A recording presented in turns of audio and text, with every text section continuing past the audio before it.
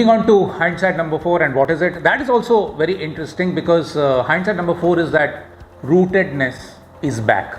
And how? Where is this coming from? This also has a context because a couple of years ago, or maybe a couple of decades ago, if you celebrated festivals which are about our myths and our stories, you were seen in a particular light and maybe not that positive or laudatory.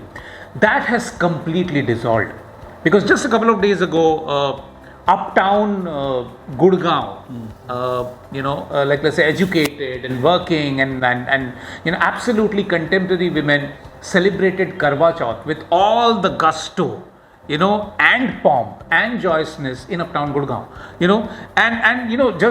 just the other day I was watching the latest episode of the famous Bollywood Vibes. That is as hyper glam as it gets. One entire episode is again about those women celebrating Karwa Chauth. So I think the barrier that people had in looking at people who were celebrating rootedness through these festivals, if they saw them at a particular light a couple of decades ago, that has completely dissolved, and it needs to dissolve more. Very interesting. Again, I find a very interesting example that I can take to build the insight and the hindsight that you're suggesting. It's amazing how the younger generation, I have a 7-year-old son, and we are bringing him up with both cultures. My wife and I'm being a Bengali, and she comes from a UP Bania family. We're celebrating both cultures and we are imbibing both cultures. It's interesting that I'm wanting and craving to give my son an experience of getting to know his own cultures and both cultures.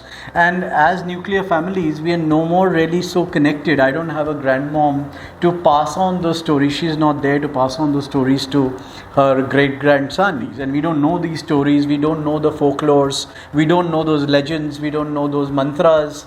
We don't know what the significance of some of these rituals are.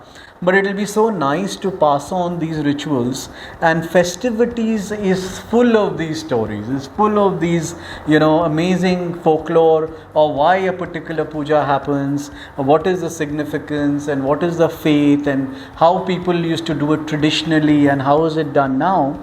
And I feel that brands like a Club Mahindra or some of these brands can really bring that alive. It's an opportunity for a brand, and again I keep saying that let's peel the onion and go to the next level. It's not just about being visible and affinity during festive time, but make an effort to do a little more.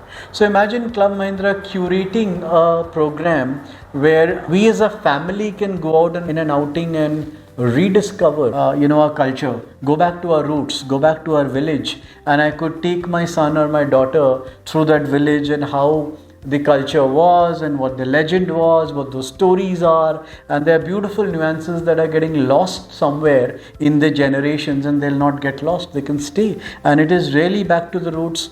Multiple occasions on festivities, and each one deserve to be celebrated, and you can convert them into experiences. Brands must use this opportunity to make those experiences to connect with their audiences at a deeper level. It is a holiday, but holiday with a purpose. And you're going to discover your roots, and a brand is an enabler trying to do that for you. And Sumant, again, can you summarize this? What are we really saying in hindsight for here? Yeah, so the hindsight is that rootedness is back, and how, and it presents a beautiful opportunity for brands, even the most contemporary of them, even the most new age and high tech of them, to plug into those absolutely beautiful, authentic 24 karat stories and narratives.